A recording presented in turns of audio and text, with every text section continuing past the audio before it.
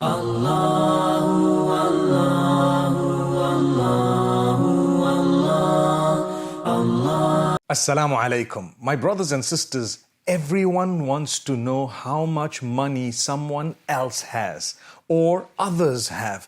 People get so interested to know how others are making their money, why do they have so much, and so on. If they do have, mostly people think others have more money than they actually have. But anyway, what is of greater interest is people want the money for themselves.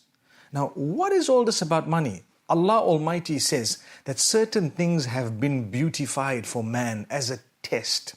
So money is one of them, wealth, where no matter how much humankind has, humankind would always want to have more. But do you know what we're taught? There is no point in having wealth that comes without blessing. Wealth that is a punishment from the Almighty.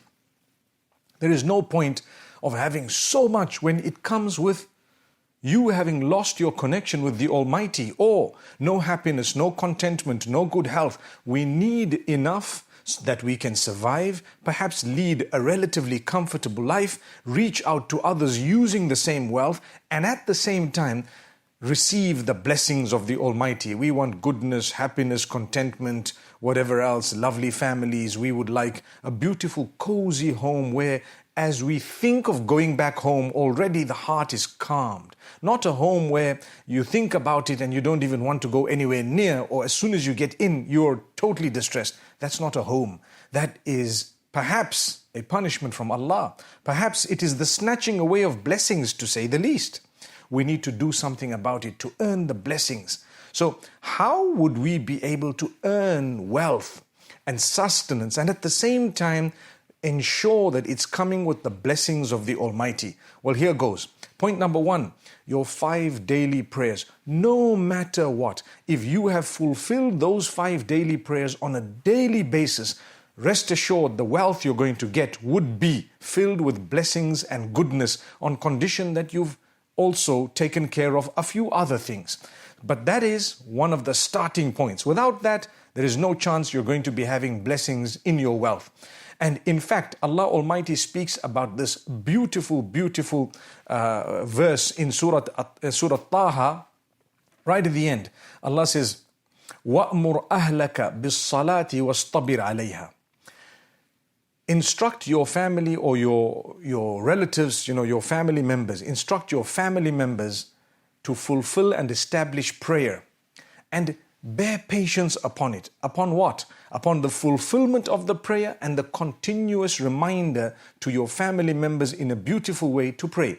When your father, your mother, your brothers, your sisters, even your children were to remind you about prayer, don't feel upset. It's from Allah Almighty. They will tell you, please pray, or get up, it's time for Fajr, and so on. Come on, do your prayers, it is late, and so on. Those are the blessed words that were sent to your ears by Allah Almighty. They are registered by the angels, and your reaction will also be registered. Be careful. Let's try and react correctly. It's like when the caller calls to prayer. He says, Hayya ala salah, Hayya ala al-falah.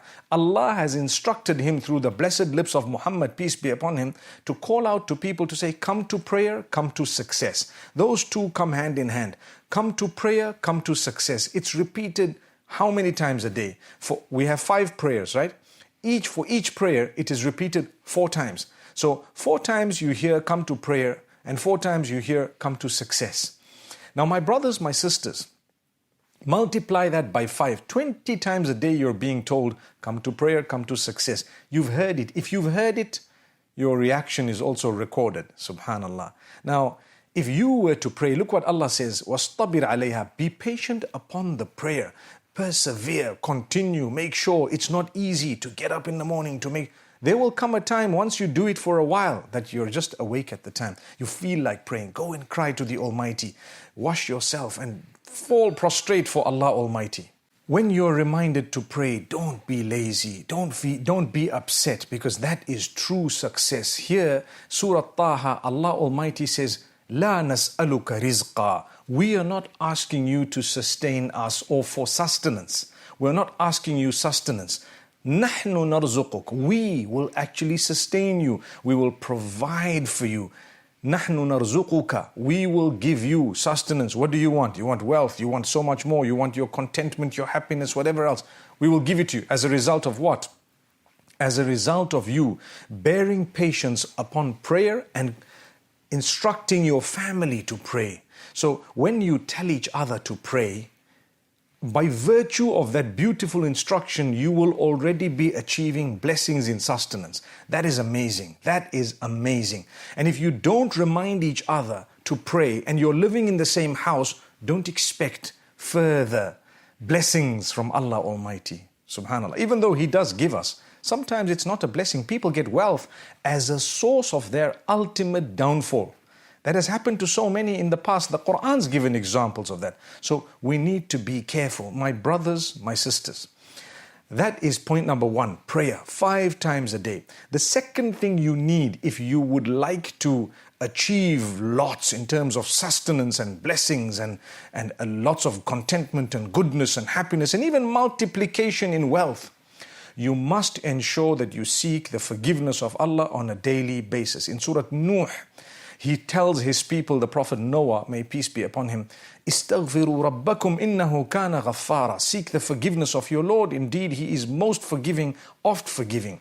Yursilis samaa alaykum midrara. He will send beneficial rain from the heavens, meaning from the skies, upon you, beneficial rain. وَيُمْدِدْكُمْ بِأَمْوَالٍ وَبَنِينَ. He will grant you, subhanallah, lots of wealth as a result of what? Seeking forgiveness. Getting onto the same page as He who made you. So seeking forgiveness, He will grant you lots of wealth and lots of children, offspring, blessings. Blessings in your family, blessings in your wealth. By doing what? By seeking the forgiveness of the Almighty. So you have your prayer and you have the instruction of the prayer to one another. And then you have seeking the forgiveness of Allah Almighty and ensuring that you mend your ways and habits. What's the point of seeking forgiveness when you haven't really regretted the thing you've done, or you haven't prayed, or you're not interested in doing the right thing? But if you seek forgiveness correctly, often on a daily basis, for the sins you know you committed, for those you don't know you committed, for those you don't even realize you committed sometimes, those are minor sins. But the major ones as well, we ask Allah's forgiveness individually from the sins and collectively as well. May Allah Almighty grant us goodness and forgiveness. And the last point I want to make mention of, if you would like barakah and blessings, my brothers and sisters, ensure that your character and conduct is amazing. Don't hurt a soul. Do not slander someone. Do not accuse them. Do not abuse them. Do not backbite about them. Do not hurt them in a way that, subhanallah, it comes back to you with evil, because that's called huququl ibad, the rights of fellow humans. And Allah is very quick to retaliate against someone who has hurt people who are close to Him, subhanallah. So you'd rather stay away. Make sure you treat people with respect. Make sure you utter good words. Make sure you stay away from backbiting. Backbiting is to say bad things behind your brother or sister that are true, that if they heard them, they would feel offended. Subhanallah. Have you ever realized that? If it was not true, it's called buhtan. It's a slander. That's even worse. These are major, major, major sins. Subhanallah. We ask Allah Almighty to grant us forgiveness. So you won't achieve any barakah or blessings if you were to abuse others, accuse others, slander them, backbite them, deceive them, cheat them, steal from them, and whatever else. You need to improve that. So on one hand, your prayer has improved, your seeking forgiveness has improved, and your relationship with others needs to improve. Notice how every time these 3 or a few of these pointers keep coming up, because that's the essence of life. Worship Allah alone and remember to treat everyone else with utmost respect. Many people are suffering. Many people are struggling in their families, in their wealth, in their health, with their contentment. They don't realize the reason you're suffering is because you made someone else suffer. That's all. May Allah Almighty grant us forgiveness and make us really from among those who can develop ourselves and take heed. Beautiful reminder in these beautiful nights of Ramadan. Remember, we're almost about to start the last 10. And these will be the most powerful nights of the entire year for us as Muslims. Make the most of them. Let's change our lives. Become steadfast.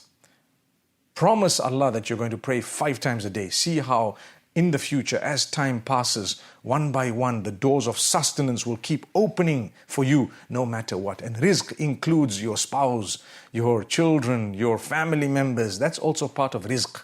It's part of sustenance, not just your wealth and money. But wealth and money, don't worry about how much someone else has. Don't worry about where and how they earned. It's not going to change your life in any way. It's going to make your life more miserable maybe. Worry about what Allah has given you and why He has given that to you. If you are far from Allah, then you need to worry and be concerned about that distance. Perhaps it is causing whatever negativity you have in your lives. May Allah subhanahu wa ta'ala grant us closeness to Him. أقول قولي هذا وصلى الله وسلم وبارك على نبينا محمد. Allah.